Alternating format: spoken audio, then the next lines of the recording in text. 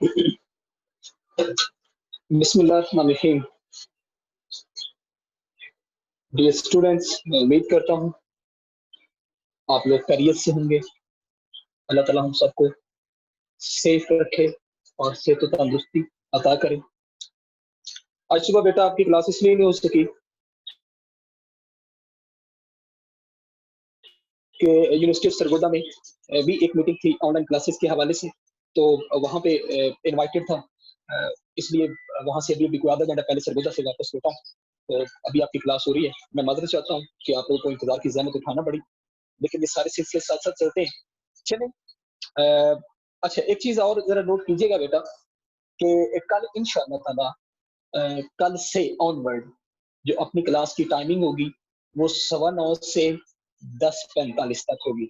मतलब क्लास की टाइमिंग मैंने रिक्वेस्ट की है सर मुबशिर से और सर मुजम्मल से कि वो अपनी क्लासेस की टाइमिंग को 1.5 घंटा कर देंगे, क्योंकि आपको 10 मिनट का मैं क्वेश्चन आंसर सेशन दूंगा। उसमें आपने मेरे बेटे जो भी आपको कंफ्यूजन होगी आपने उसमें उसको क्लियर कर लेना। ठीक हो गया? इस अनाउंसमेंट के साथ हम अपना टॉपिक स्टार्ट करते हैं। The topic is transport transport across plasma membrane.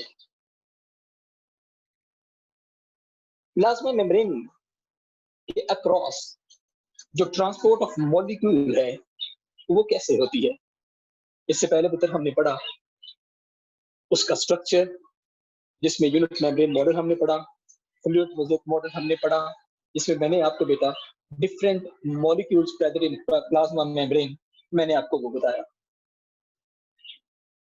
जी बेटा 9:15 से 10:45 में 1.5 घंटे की क्लास होगी।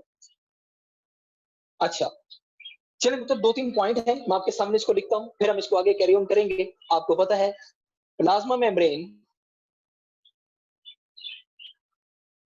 Is semi permeable. हम इसको 2-3 तरह से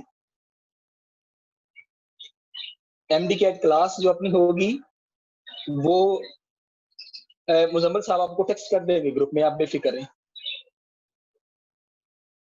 plasma membrane is semi permeable, ये एक वर्ड है। मैं इसको यूं भी लिख सकता हूं, इट इज सिलेक्टिवली परमिएबल। ये सिलेक्टिवली परमिएबल भी हो सकती है। मैं इसको उत्तर यूं भी लिख सकता हूं, प्लाज्मा मेम्ब्रेन इज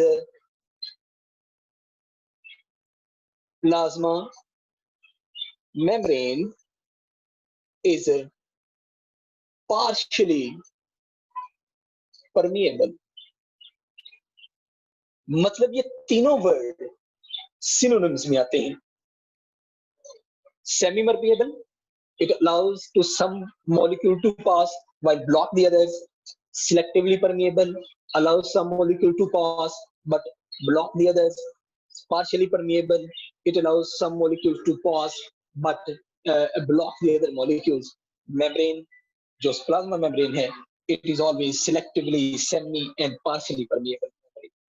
फिर बेटा किन मॉलिक्यूल्स को ये आपस में से अपने में से गुजरने दें, नोट करना आपने। molecules that are lipid soluble can cross easily।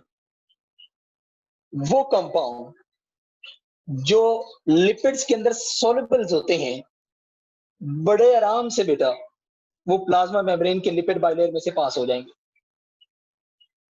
जो ऑलरेडी लिपिड्स में सोल्युबल हैं they can easily cross lipid bilayer, plasma membrane के अंदर भी और बाहर भी बड़े आराम से आ जाएंगे। फिर एक चीज आपने और नोट करनी है, small molecules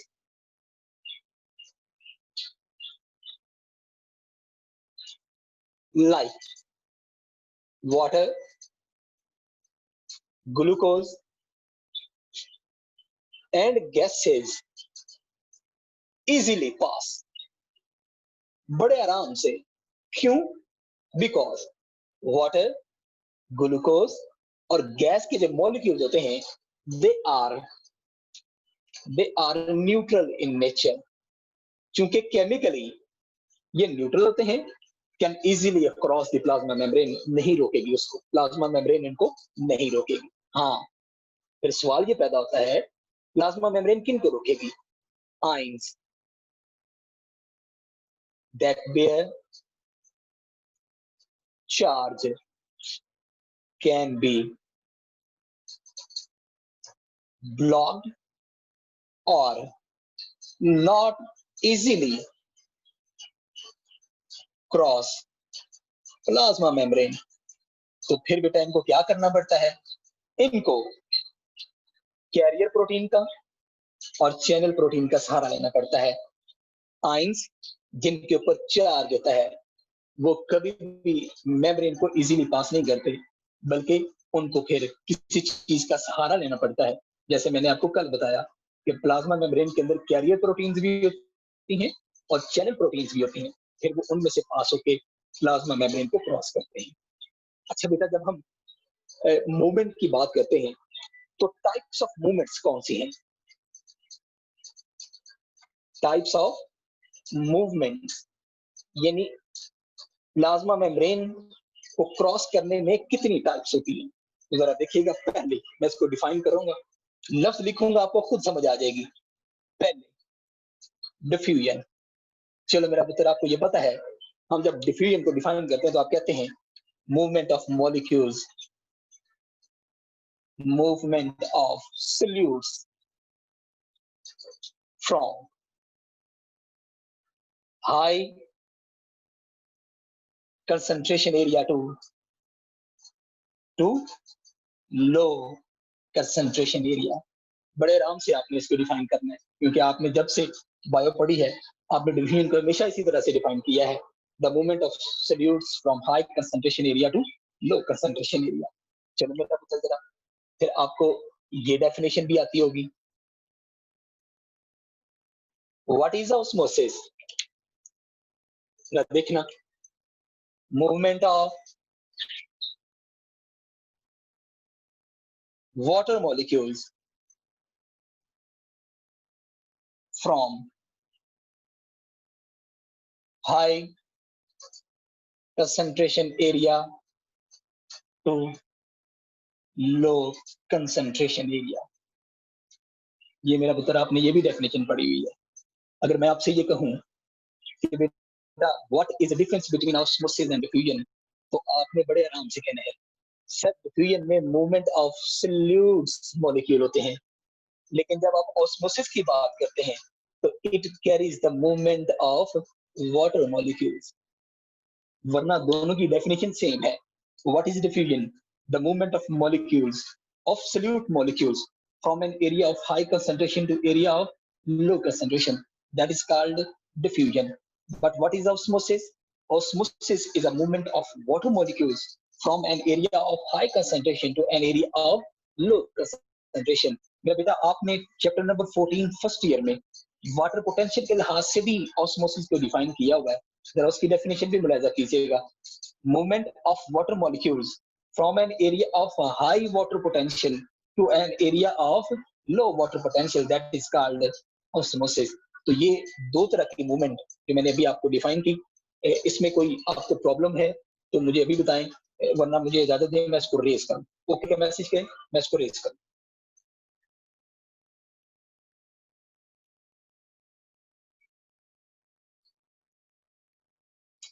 okay,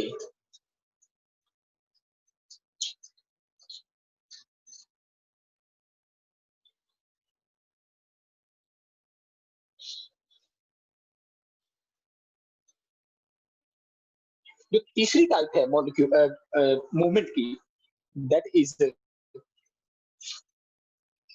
facilitated diffusion.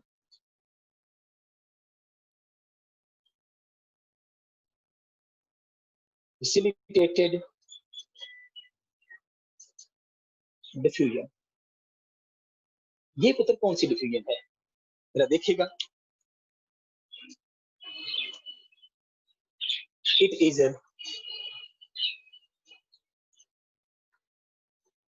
a carrier mediated transport of molecules from high concentration area to low concentration area। ले बेटा, फैसिलिटेट करना। फैसिलिटेटेड का मतलब होता है कोई चीज हेल्पफुल हो।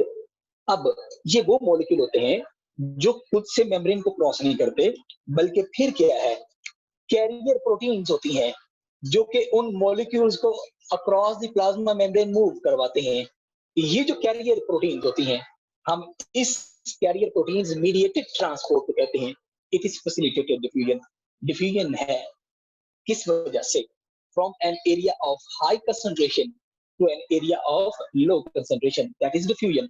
लेकिन चूंकि इसमें कैरियर मीडिएटेड प्रोटीन्स इन्वॉल्व हो गई, that is why it is facilitated. Facilitate का मतलब होता है टू हेल्प समवन।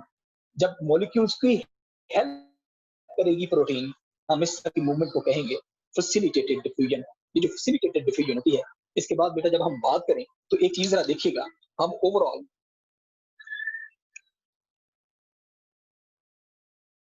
अगर फोर्थ टाइप की बात करें तो हम बेस बनाएं एटीपी को, तो ये तो दो तरह की मूवमेंट आपने पढ़ी हुई है।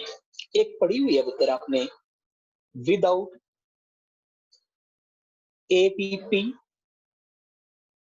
और एक आपने बेटा पढ़ी हुई है विद एटीपी। नाम आपको फौरन से ज़हन में आ गया होगा। जैसे मैंने लिखा, आपको नाम फौरन ज़हन में आया होगा। आपने कहा होगा सर ये तो इसको हम कहते हैं पैसिव ट्रांसपोर्ट, है ना, पैसिव ट्रांसपोर्ट। अच्छा, और फिर फौरन से ये ज़हन में आया होगा सर इसका नाम तो हमने रखा हुआ है एक्टिव ट्रांसपोर्ट। चैप्टर नंबर 4 में भी हमने पढ़ा, चैप्टर नंबर 14 फर्स्ट ईयर में भी हमने इसको पढ़ा। What is a passive transport? Movement of molecules from high to low concentration without energy। हम विदाउट एनर्जी को कहते हैं कि ये एटीपी के बगैर पैसिव ट्रांसपोर्ट है। लेकिन मेरा मतलब जब आप एक्टिव ट्रांसपोर्ट को करते हैं तो आप कहते हैं it is movement from low concentration to high concentration. आप इसको कहते हैं अगेंस्ट कंसंट्रेशन ग्रेडियंट, या आप इसको कह सकते हैं uphill movement of molecules with expenditure of energy. जब बेटा आप एक्सपेंडिचर ऑफ एनर्जी की बात करेंगे, जरा देखिएगा मैं 3 वर्ड्स को यहाँ पे, expenditure of energy, uphill movement, against the concentration, movement from low concentration to high concentration. 1 2 3, मतलब एक है बेटा, movement of molecule from area of high concentration, from area of low concentration to area of high concentration, the movement of molecule against concentration gradient, the movement of molecule, the uphill movement of molecules with expenditure of energy is called active transport। मतलब ये तीनों definition आपने ज़हन में रखनी है। मैं फिर इसको रिवाइज करने लगा हूं। Movement of molecules from area of low concentration to area of high concentration with expenditure of energy is called active transport। The movement of molecule against concentration gradient with expenditure of energy is called active transport। The uphill movement of molecules with expenditure of energy is called active transport। हम active transport कहते ही उसको हैं बेटा जिसमें expenditure of energy हो। हम इसको कहते हैं कि ये एटीपी के साथ एक्टिव ट्रांसपोर्ट हो गई। अच्छा, अब बात आती है, जब हम बेटा इसकी एग्जांपल की बात करेंगे या एटीपी की टाइप्स की बात करेंगे, तो आपने एक्टिव ट्रांसपोर्ट की टाइप्स अपनी बुक में पढ़ी भी होंगी, लेकिन मैं आपको बता देता हूं, आपने स्पेशल तौर पे नहीं पढ़ी होंगी। एक है sodium potassium pump. They are the example. मैं ये एग्जांपल लिखने लगा हूं। एग्जांपल किसकी लिखने लगा हूं? Examples of active transport. एक कौन सी है? Sodium potassium pump. दूसरी कौन सी है? एंडोसाइटोसिस। और तीसरी कौन सी है? Exocytosis. These are three main types of active transport. These are three main types of active transport. Sodium potassium pump, ये आपने nerve resting membrane potential and active membrane potential में सोडियम पोटाशियम पंप या neuron जो sarcoplasm में आता है, endocytosis chapter number 4 के अंदर हमने पढ़ा है इसको। एक्सोसाइटोसिस हमने चैप्टर नंबर 4 के अंदर पढ़ा है। मैं अभी भी आपको डिफाइन करके बताऊंगा। These are three main types of active transport. फिर विक्रम, आपके ज़हन में ये भी आया होगा कि सर आपने एक्टिव ट्रांसपोर्ट की एग्जांपल तो बता दी, लेकिन पैसिव की क्या है? जरा देखिएगा। Facilitated diffusion is a type of passive transport. Diffusion is a type of passive transport. Osmosis is a type of passive transport.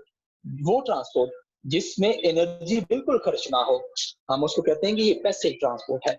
ना वो डिफ्यूजन में खर्च होती है, ना वो ऑस्मोसिस में खर्च होती है, ना वो फैसिलिटेटेड डिफ्यूजन में खर्च होती है। तो ये जो तीन पहले मैंने नाम लिखे, they are the type of passive transport. जब मैं एक्टिव ट्रांसपोर्ट की बात करूं, तो sodium potassium pump present in sarco sarcoplasma membrane, यानी न्यूरॉन की मेम्ब्रेन के अंदर जो सोडियम पोटेशियम पंप है, they are example endocytosis chapter number 4 first year, exocytosis chapter number 4 first year. यहां तक क्लियर है? अभी मैंने बेटा आपको ये वाली डेफिनेशन इनकी करवाई, ये वाली क्लियर है? सर मैसेज करें एंडोसाइटोसिस, ताकि मैं इसको सर एंडोसाइटोसिस और बेटा एक्सोसाइटोसिस इसकी एग्जांपल्स कैसे हैं, एक्सप्लेन कर दे एक्टिव ट्रांसपोर्ट। मैं हाँ जी, मैं अभी आपको ये एक्सप्लेन करके बताता हूँ। Excuse me sir, facilitated diffusion जी को हम कह सकते हैं कि सब टाइप है डिफ्यूजन की। नहीं बेटा, आप सब टाइप नहीं इसको कहें, आप इसको कह सकते हैं कि it is a special type of diffusion. Special type की क्यों है? क्योंकि जब आप डिफ्यूजन की बात करते हैं ना, तो वो कोई भी मूवमेंट हो सकती है, लेकिन जब आप फैसिलिटेटेड डिफ्यूजन की बात करते हैं, तो it is always carrier mediated protein molecule. इसमें जो मॉलिक्यूल्स होते हैं वो प्रोटीन होते हैं। तो ये सब टाइप ना कहें, आप कह लें कि facilitated diffusion is a special type of diffusion. उसकी एक स्पेशल टाइप है, और सब टाइप ना कहें। ठीक हो गया जी? मैं इसको रेज करूं ताकि हम आगे बढ़ें। जी सर, और एक और क्वेश्चन है कि जो कैरियर जी प्रोटीन्स होते हैं, फैसिलिटेटेड डिफ्यूजन चैनल प्रोटीन्स के जरिए भी हो सकती है। जब आप चैनल प्रोटीन की बात करेंगे तो बिल्कुल फैसिलिटेटेड डिफ्यूजन वही होती है, लेकिन कैरियर प्रोटीन होती हैं वो हमेशा एक्टिव ट्रांसपोर्ट में इन्वॉल्व होती हैं। कैरियर मीडिएटेड का मतलब होता है कि वो चैनल्स के थ्रू अंदर जाती हैं। इससे मुराद ये नहीं है कि कैरियर प्रोटीन इन्वॉल्व होती हैं, इसमें हमेशा चैनल प्रोटीन इन्वॉल्व होंगी।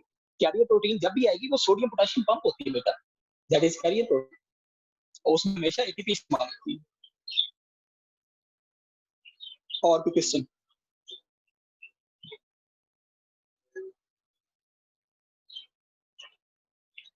Can I raise it please?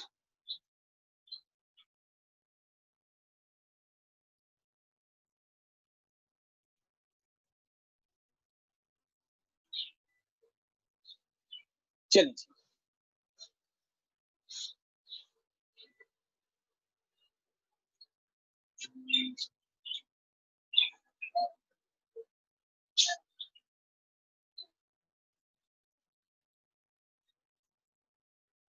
हम करते हैं एंडोसाइटोसिस,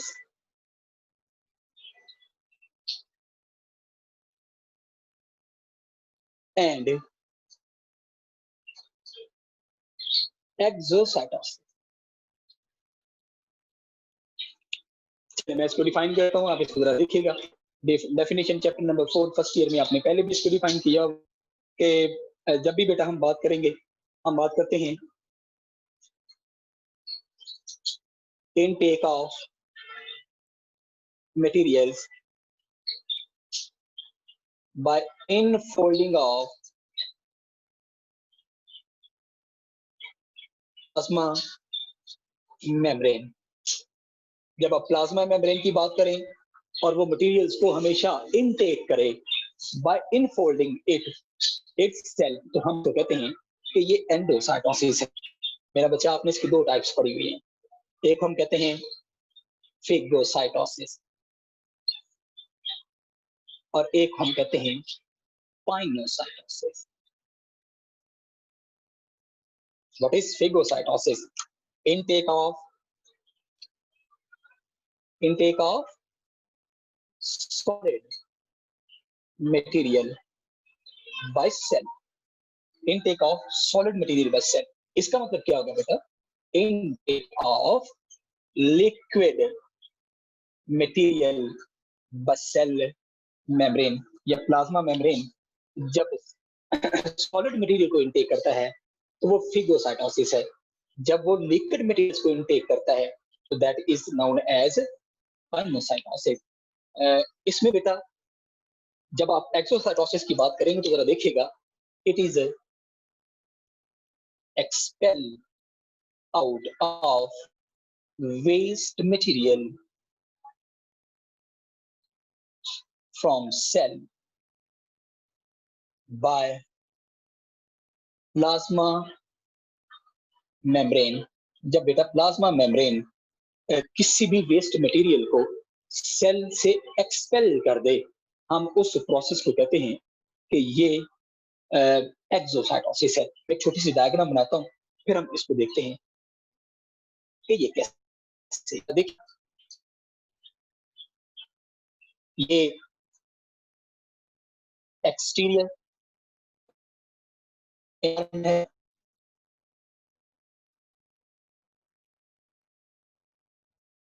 और ये सेलुलर एनवायरनमेंट है, यानी सेल इंटीरियर है।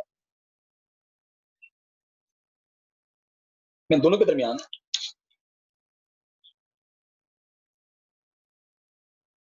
दरमियान मैं एक डायग्राम बनाता हूं और मेरा बेटा उसको जरा देख लीजिए।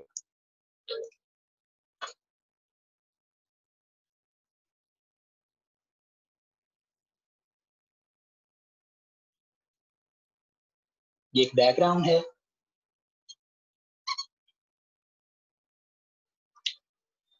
मैं इसको 3 हिस्सों में डिवाइड करता हूं। एक हिस्सा ये है,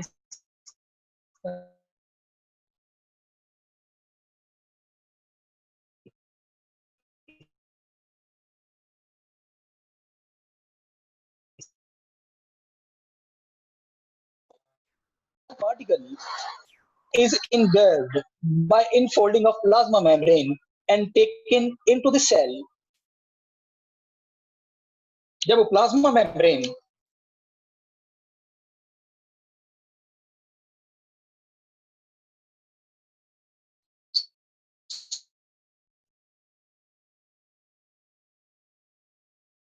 जब सॉलिड फूड पार्टिकल इस प्लाज्मा मेम्ब्रेन के साथ टकराया, प्लाज्मा मेम्ब्रेन इसको इनफोल्ड करके सेल के अंदर एज अ फूड वैक्यूल ले आए, हम इसको कहते हैं it is called phagocytosis.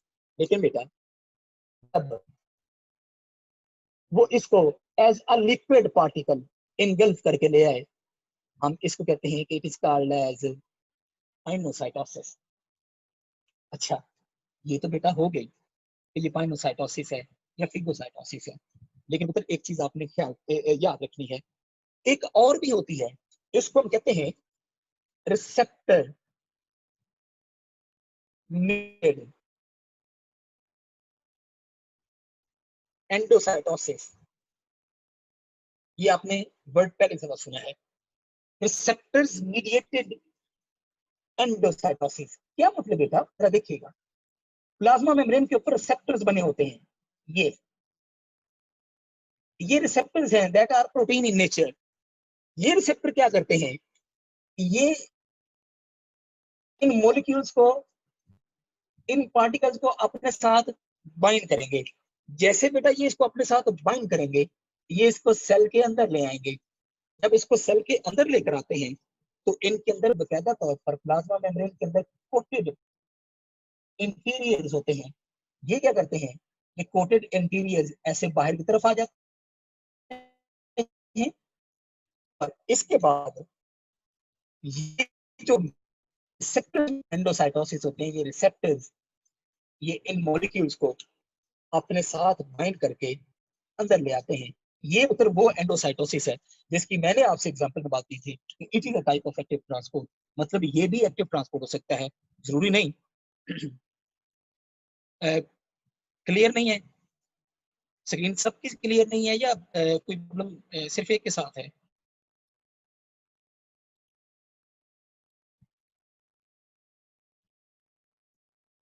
Okay, एक मिनट मैं इसको रिकनेक्ट करता हूँ।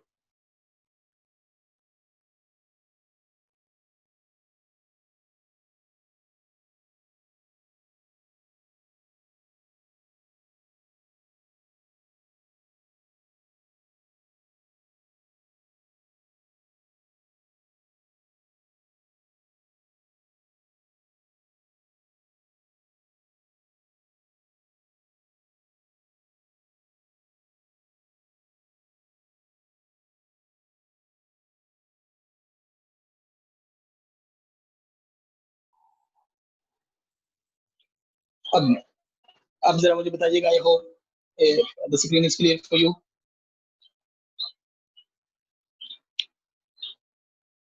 मैं रिपीट करने लगा हूँ, मैं तारमान करने लगा, मेरा बेटा सुनिएगा जरा। मैंने आपसे कहा कि there are several receptors present over the plasma membrane. ये जो रिसेप्टर्स होते हैं जो मैंने ब्लैक वाले बनाए हैं, ये वाले, इसको मैं यहाँ पे रिसेप्टर लिखने लगा हूँ। दीज ये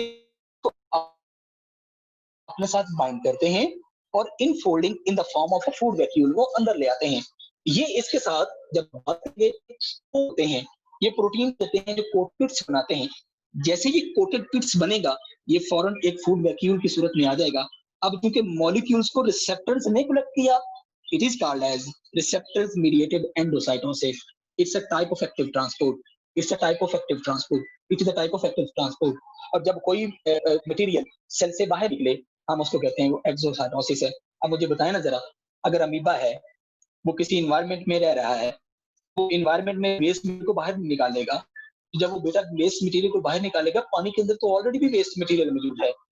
अब वो जो वेस्ट है वो अमीबा से लो कंसंट्रेशन से हाई कंसंट्रेशन में गया, expel out in the form of active transport. ये मटेरियल एक फूड वैक्यूल, दो फूड वैक्यूल, आपने 12वां चैप्टर जो न्यूट्रिशन वाला फर्स्ट ईयर में पढ़ा कि जो अमीबा होता है वो अपने साथ फूड वैक्यूल को लेकर आता है। जब वो फूड वैक्यूल को अपने अंदर लेकर आता है तो फिर पुत्र वो एक तो नहीं होता कि मतलब अमीबा ने एक फूड वैक्यूल लिया, डाइजेस्ट किया, उसके बाद उसको फिर दूसरा लिया, फिर उसको कंप्लीट नहीं, एक फूड वैक्यूल, दूसरा फूड वैक्यूल, तीसरा फूड वैक्यूल, फोर्थ, फिफ्थ, कई food vacuole at a time cell के अंदर प्रोसीड कर रहे होते हैं। That is why it is called as active transport. तो ये अपने पॉइंट याद रखना है। There are three main types of active transport. आपकी बुक के रिलेटेड जो टॉपिक्स हैं उसमें सोडियम पोटेशियम पंप, उसमें एंडोसाइटोसिस, उसमें एक्सोसाइटोसिस। जब आप पैसिव ट्रांसपोर्ट की बात करेंगे, डिफ्यूजन, ऑस्मोसिस और तीसरी जो मैंने आपको बताई फैसिलिटेटेड डिफ्यूजन इसमें आते हैं। ठीक हो गया?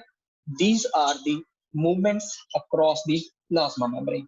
Cell mediated, sorry, receptors mediated, pinocytosis, phagocytosis। कोई क्वेश्चन इसमें है तो काइंडली आप जरूर पूछें। सर रिसेप्टर मीडिएटेड एंडोसाइटोसिस की एग्जांपल बता दें, कौन से मॉलिक्यूल्स होते हैं?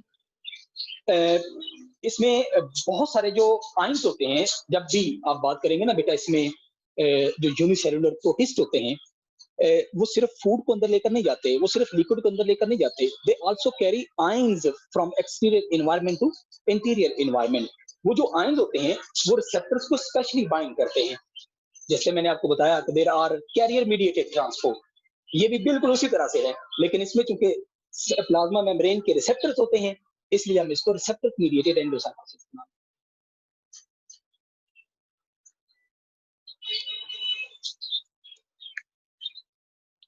जी बेटा, को और चीज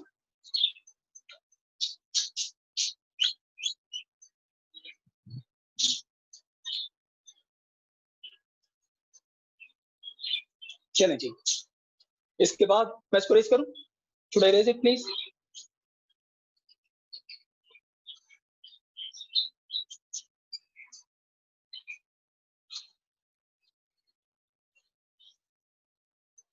एक छोटा सा टॉपिक हम अभी करते हैं, उसके बाद इंशाल्लाह हम इसको सुबह कैरी ऑन करेंगे और सुबह इसको पहला जो यूनिट अपना इसको वाइंड अप करने की कोशिश करेंगे।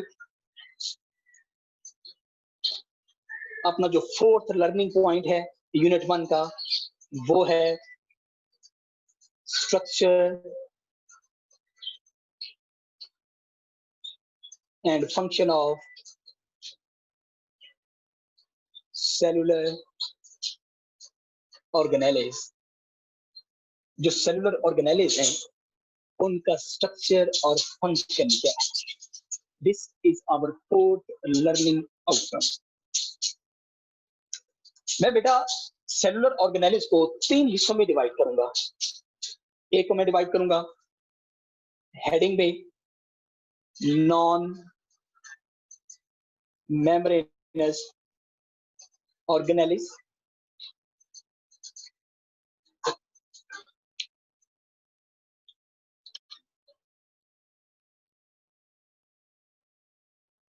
एक मैं बेटा कहूंगा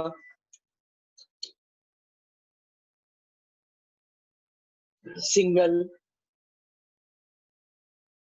मेम्ब्रेन ऑर्गेनेलिज। हमें पता है कि बाद ऐसे मेम्ब्रेन ऑर्गेनेलिज होते हैं, they are single membrane bounded and some are double membrane bounded organelles. चलो मेरा उत्तर non membranous organelles in the eukaryotic cell कौन से होते हैं? नंबर 1 सेरेफेरिस ribosomes, chapter number 4 first year. Number 2 हमने पढ़ा हुआ है कि जो सेंट्रियोल्स होते हैं उनकी भी मेम्ब्रेन नहीं होती। तीसरे नंबर बेटा हमने एक और भी पढ़ा हुआ है जिसको हम साइटोस्केलेटन कहते हैं। These are non-membranous parts या organelles of the cell। ठीक हो गया जी।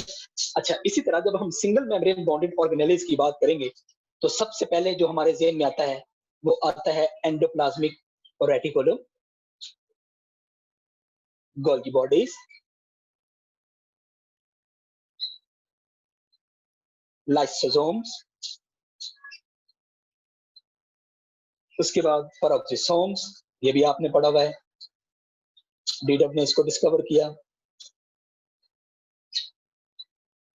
पेरोक्सिसोम्स और एक और only present in cell plant cell glyoxysomes. ये वो मैंने ऑर्गेनेलिज लिखे हैं which are single membrane bonded organelles. और फिर उसके बाद बेटा ऐसे ऑर्गेनेलिज जो कि डबल मेम्ब्रेन होते हैं, फौरन से सबसे पहले आपके जो नाम जहन में आएगा वो होगा माइटोकॉन्ड्रियन। फिर उसके बाद अगर आपके जहन में और नाम आए तो आपने एक और प्लांट ऑर्गेनेली पढ़ा हुआ है, दैट इज कॉल्ड क्लोरोप्लास्ट।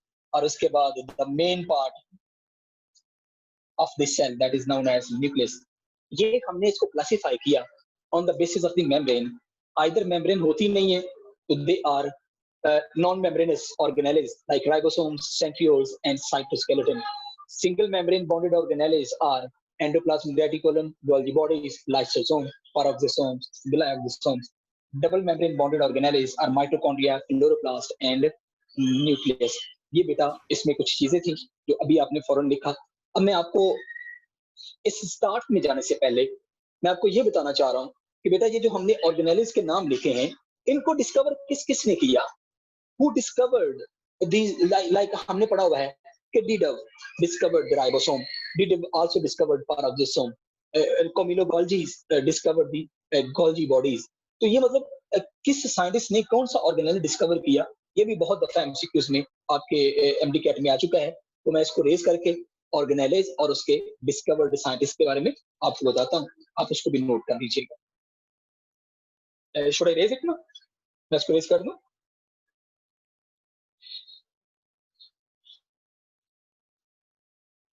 आपने फटाफट इसके जो नाम है वो जेन में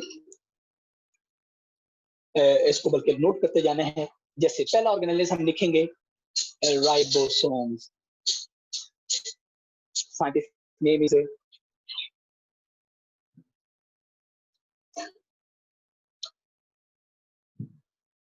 palette, that is Palade who discovered the ribosomes. Then centrioles,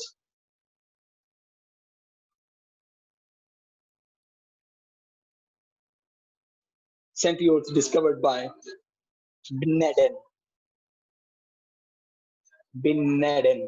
ये साइंटिस्ट का नाम है जिसने सेंट्रियोल्स को डिस्कवर किया। उसके बाद cytoskeleton,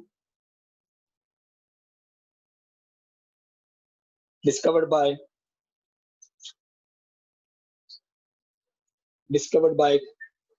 Koltsov.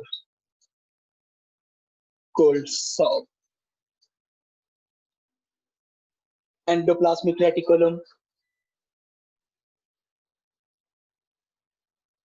was discovered by a scientist that is known as, बहुत सारे साइंटिस्ट हैं लेकिन इसमें जो सबसे बड़ा नाम है, जो मेजर नाम है, वो है F kolam.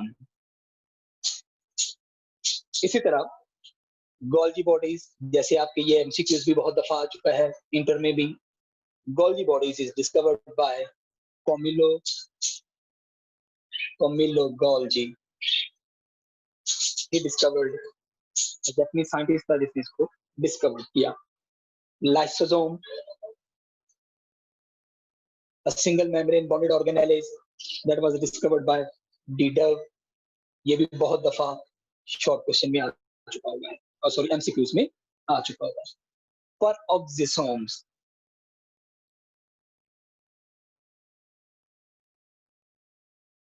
also discovered by Dieter. ये भी आपकी बुक में बहुत दफा आपको एमसीक्यूज में पूछा जा चुका है। Glyoxysomes,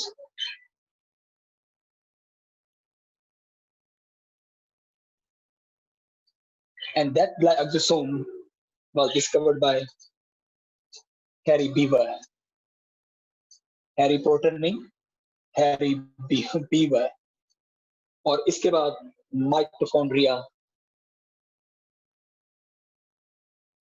was discovered by Richard Altman. Richard Altman, he discovered mitochondria.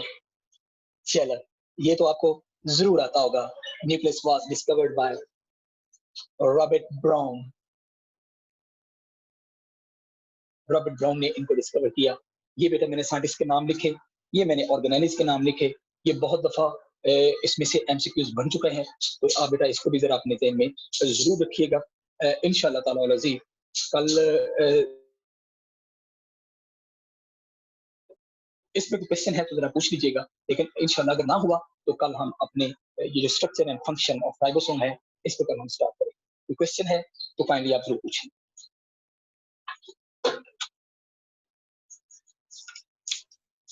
Sir chloroplast किसने डिस्कवर किया है? सर क्लोरोप्लास्ट किसने डिस्कवर किया?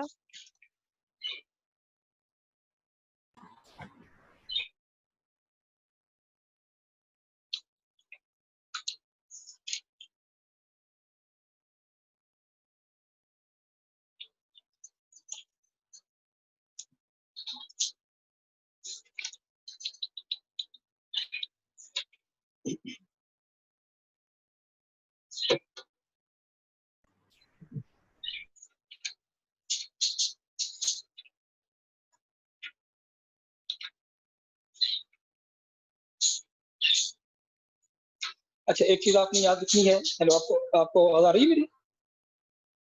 तो कैसे मैंने कहा बेटा, अगर पूछने वाला है तो प्लीज। सर क्लोरोप्लास्ट की डिस्कवरी का बता दें। अच्छा, ये किसका, क्लोरोप्लास्ट का?